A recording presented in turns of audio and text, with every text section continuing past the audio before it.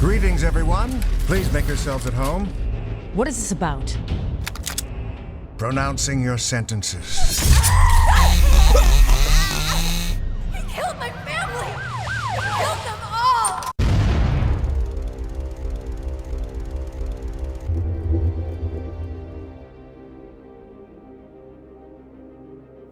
Hey guys, welcome to Happywax TV. Tonight we're talking about an animated horror story called To Your Last Death. Wow. Okay, first off the hop here, I compare any and every animated movie I watch, whether it's a kid's cartoon or an adult cartoon, whatever, everything gets compared to heavy metal. Everything gets compared to that movie. I love that movie. It is fucking fantastic, and it stands up, and it's just so well done. And yeah, I compare everything, like story-wise, how much gore is in it, what kind of animation they use. Because I'll be honest, I love animated movies, but I am not a huge fan of where animation has gone in the last couple of years. And I'll give you my example. I'm a huge fan, and I love SpongeBob SquarePants. And when the first two movies came out, the way they were animated was fantastic, okay? And then I don't know if you guys have seen the trailer for the new SpongeBob movie, but they've changed the animation to make it this more realistic style. And I'll be God honest, I do not fucking care for it. And a lot of movies are going that way, and it takes me right out of it. And then, I'm a huge fan of South Park. I love that animation. It's kind of just basic. Family Guy, which is like your classic kind of animation. And then there's the old school stuff. And then there's the way that Archer is done. And if you are a fan of Archer, you know what I'm talking about, because this movie is animated in the same style as the Archer cartoons, and I loved it. I thought it was fantastic. It's not overly realistic.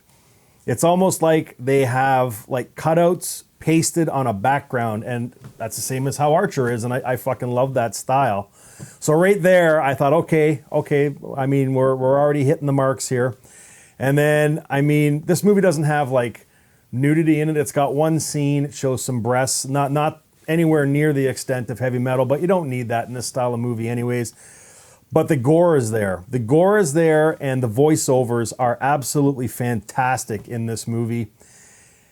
And yeah, I loved it. I thought this movie was great. I will say before we get into it, it is a tad bit long. There were some scenes that I thought could be trimmed down, and I know I say that a lot. It's only a 90-minute movie, but they probably could have trimmed easily 5, maybe not so much 10 minutes, but a good 5 minutes off of this movie anyways, just to kind of keep some scenes going. It's like they were just extended, just to kind of hit that 90-minute mark. But, overall, I mean, this movie is fucking fantastic. It is directed by Jason Axum, and some of the voice cast, I mean, are just fantastic in this movie. The Game Master is voiced by Marina Barcine, and then the Overseer is William Shatner. It's great to see the Shats still making movies, even if it's in voiceover. Good for him. Ray Wise plays Cyrus. He is kind of the father, and he owns K-Lab Industries, which is this massive billion-dollar, high tech. They make drones and all sorts of crazy experiments and stuff inside. He's a billionaire.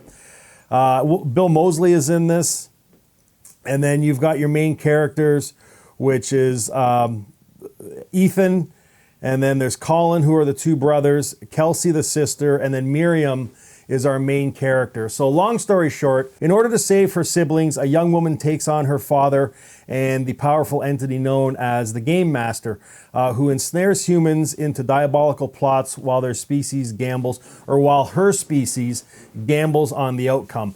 Okay, so basically this movie starts off, the first act is we're introduced to all our characters, even the Game Master, who's this like kind of entity who lives in this other dimension. Okay, and you don't really know what's going on in the beginning, but basically the story opens up with Miriam kind of walking out of her dad's office with an axe in her hand, and then she gets taken down by the police. She's covered in blood. You don't really know what's going on, and then she wakes up in a hospital bed being grilled by the detective and saying that she killed her brother and her siblings, or her father and her siblings, and stuff like that, and she can't remember any of it. And then the game master kind of comes in, who just appears and said, what if you could go back and redo everything, knowing kind of what you've already gone through? And what she's gone through is, I mean, the whole premise of this story. So her dad, again, played by Ray Wise, his character, Cyrus, is a fucking asshole. He beat his wife as the children grew up and saw this, and they all have psychological damage, as they grow up. And what they did is their father, Cyrus, was running for vice president, and they all kind of got together and not necessarily took him down because his business is still booming, but damaged his persona so much that he lost the vice presidency, due to his kids.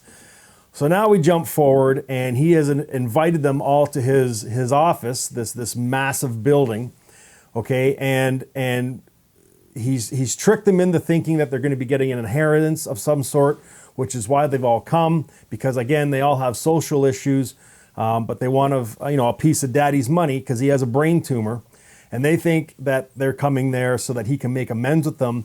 But what he does is he individually puts them in these traps, kind of like the same idea as Saw, so he can kill them all before he dies. That's what kind of asshole this is, or he is, right?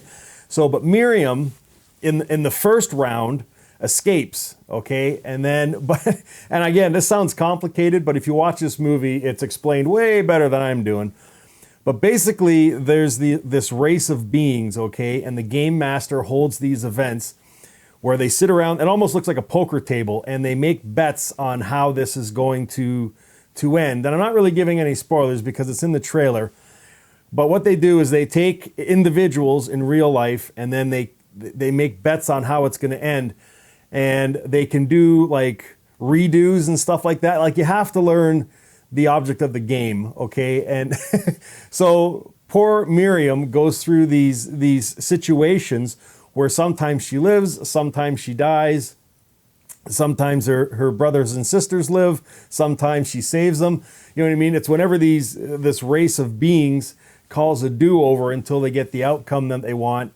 You know what I mean? And it's like almost like a gambling game.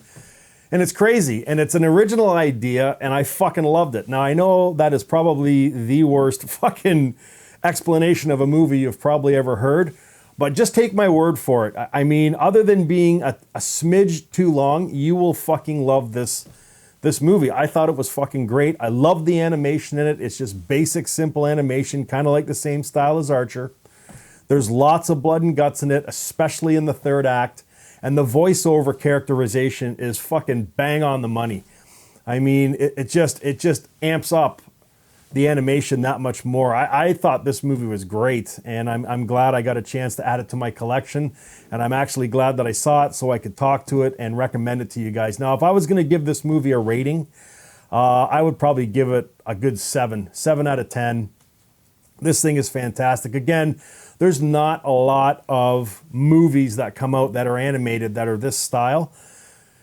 And unfortunately, quite a few of them are not very good. This one, however, I fucking loved it. I absolutely loved it, and I thought it was great, and it kept me pretty much, kept my interest for the entire amount. And again, I know I gave you the general synopsis of what's going on, but there are some twists and turns in this movie.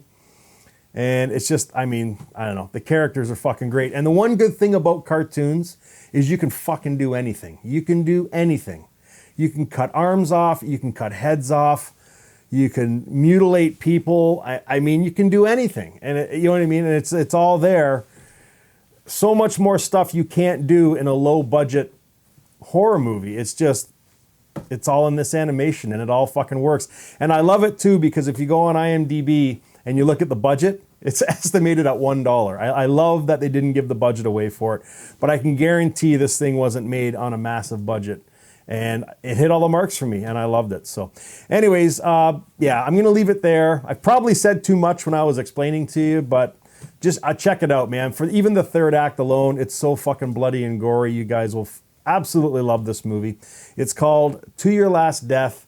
It is out now. I highly recommend it. I'm going to give it a strong 7 out of 10, guys. If you've seen it, let me know what you think about it. And if you haven't, please go rent it and then come back and let me know what you thought.